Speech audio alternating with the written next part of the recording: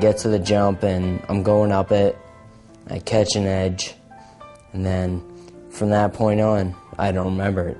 From catching the edge until like the beginning of March, that period of my life is gone. I don't know where that went.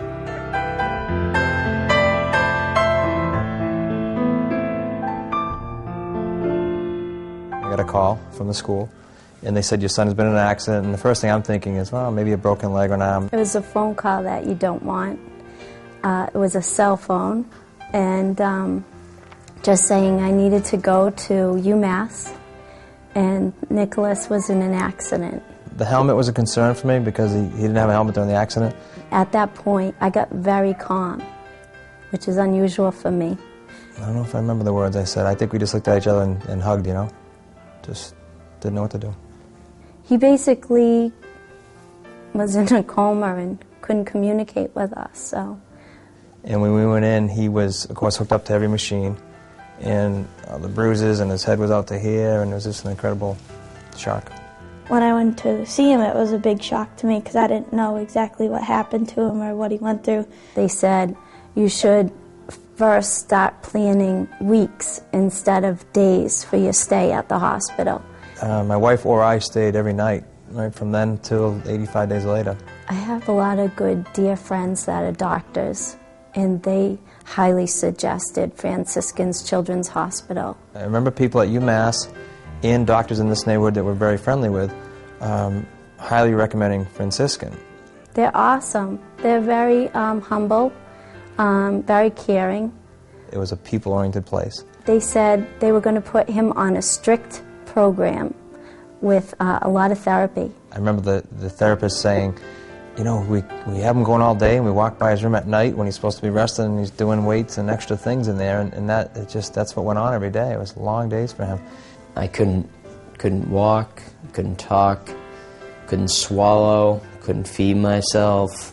The first time he sat up, it was with two people supporting him, but he sat up in bed for, I think it was probably 8 minutes. You know, each tube that came out, each machine that went off, each monitor that went off was a huge deal. One day, I was in a wheelchair at Franciscan's, and I said to my mom, am I going to ever be able to walk again? And she said, of course you are. Right then I realized that I would be okay. I basically just tried to keep good energy around me and stay positive and be optimistic. Well, I knew all along he was going to be okay because they said that he wasn't going to be able to like walk again on his own and all that stuff. But I knew it's like the Prefontaines have a big drive to do things. When they're told that we can't do something, then it's a bigger drive that we have to achieve it. For someone that came in as devastated as he was, and the limited amount of things that he was able to do, he made some quick progress. Nick was very, very focused. He was always joking, always cooperative, but he had a very specific task in mind. His goal was to run out, and that was the goal from as soon as he could communicate. The whole team, along with the parents, worked very hard to get those goals to happen.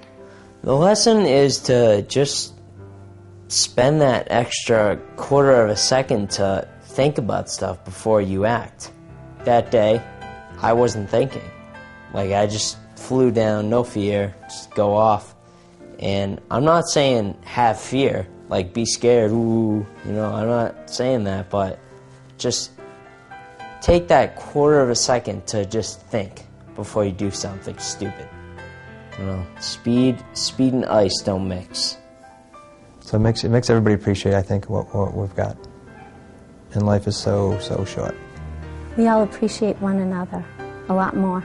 Not that we didn't before, but, you know, even more so today.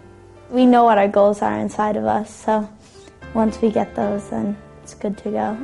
I'm extremely lucky, not unlucky, because what happened that day, February 5th, 2003, I'm extremely lucky to come out of it on the other side.